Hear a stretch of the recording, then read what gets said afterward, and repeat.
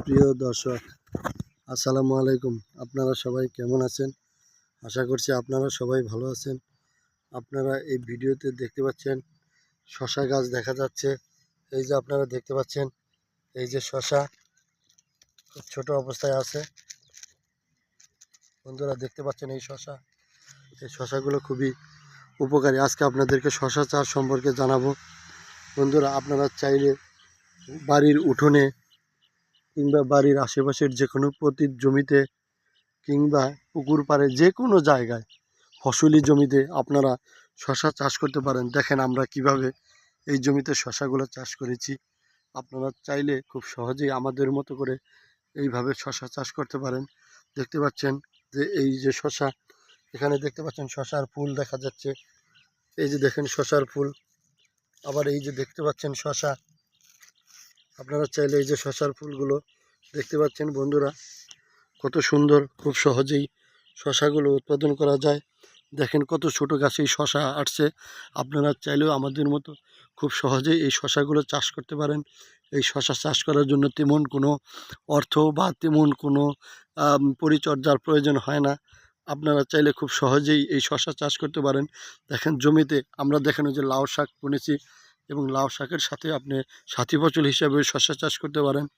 আপনারা প্রথমে জমিগুলোকে চাষ করে মাটিগুলো ঝুরঝুরো করে নেবেন। তারপর কিছু দূর পর পর এইভাবে শশার চারাগুলো লাগিয়ে দিবেন। লাগানোর পর শশার চারা যদি না থাকে আপনারা শশার বীজ সংগ্রহ করবেন, এবং শশার বীজ সংগ্রহ করে আপনারা প্রয়োজনে শশার বীজ বুনে বপন করবেন। বপন করার 10 থেকে 15 দিন পরেই আপনারা দেখতে পারবেন যে চারা হয়ে গেছে। তার 1 থেকে 1.5 মাস পরেই দেখবেন সেগুলোতে ফুল আসছে, এবং 1.5 মাস পর থেকেই 1.5 থেকে 2 মাসের ভিতরেই সেগুলোতে শশা আসবে। আপনারা চাইলে খুব সহজেই এই শশাগুলো চাষ করতে পারেন, এবং শশা বিভিন্ন কাজে লাগে। বন্ধুরা, শশা চাইলে আপনারা এমনিই খেতে পারেন। শশা আপনারা ভর্তা করে, শশা দিয়ে আপনারা সালাদ তৈরি করে খেতে পারেন। শশা আপনারা যে কোনো সবজি হিসাবে আপনারা খেতে পারেন।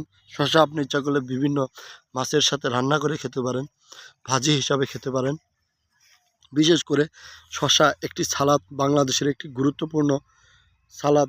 যে কোনো অনুষ্ঠানে বা যে কোনো খাবারের সাথে সালাদ খুব গুরুত্বপূর্ণ। আপনারা চাইলে খুব সহজেই এই শশাগুলো চাষ করতে পারেন। বন্ধুরা, আপনারা এই শশাগুলো দিয়ে আপনারা ইচ্ছে করলে আপনারা শুধু বীজ বপন করার পর তেমন কোনো পরিচর্যার প্রয়োজন হয় না। বন্ধুরা, আপনারা দেখা যায় যে অল্প টাকা খরচ করে অনেক টাকা লাভবান করা যায়।